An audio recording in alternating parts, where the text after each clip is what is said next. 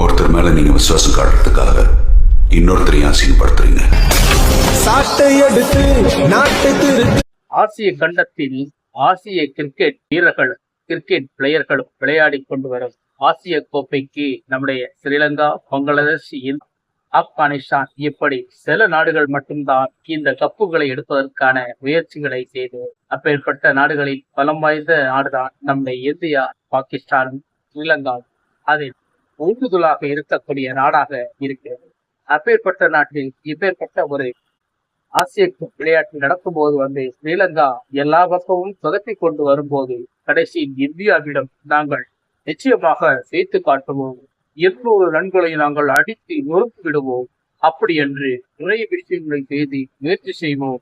எங்களுக்கு ஆசிய கோப்பை வேண்டாம், இந்தியாவிடம் வெற்றி பெற்றாலே எங்களுக்கு ஆசிய கோப்பை கிடைத்தது போன்று சரித்திரம் இருக்கிறது என்பதை ஸ்ரீலங்கா மனதில் கொண்டு இந்தியா அடித்த ரன்னை நாங்கள் அடித்து கிளப்பி விடுவோம் என்று ஆதங்கத்தோட செயல்பட்டார்கள். இந்த ஆதங்கத்தை நீங்கள் பாகிஸ்தானிடமோ பங்களாதேஷிடம் நீங்கள் காட்டியிருந்தால் இன்றைக்கு ஆசிய கப்புக்கு பைனலுக்கு நீங்களும் வந்திருக்கலாமே.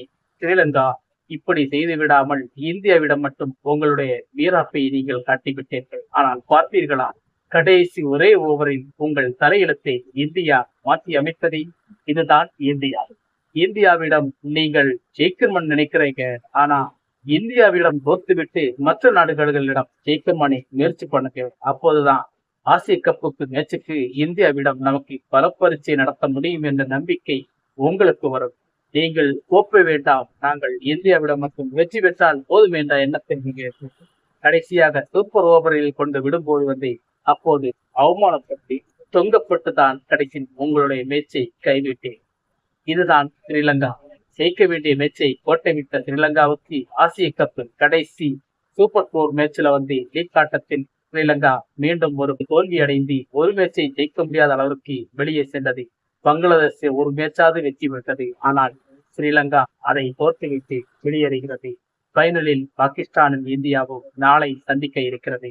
இந்த நாளை சந்திப்பு எப்படி இருக்க போகிறது, இந்த மேட்ச் எந்த அளவுக்கு இருக்க போகிறது, மக்கள் உள்ளம் எப்படி ஆதங்கப்படுத்த போகிறது, கண்டிப்பா இந்த மேட்ச் வெற்றியும் தோல்வியும் மனுஷனுக்கு ஒரு நெருப்பாக ஒவ்வொரு உள்ளங்களும் கொதிக்க போகிறது. ஏன்னா பாகிஸ்தானும் இந்தியாவுக்குள்ள இந்த அளவுக்கு ஒரு போர் இருக்கிறது என்பது எல்லாருக்குமே தெரியும். அந்த போருக்கிடையில் இந்த மேட்ச் நமக்கு ஒரு தீனி போடுற அளவுக்கு ஒரு வெறித்தனமான ஒரு சூழல் தான் கொடுக்க போகிறது என்பது மட்டும் புரிகிறது.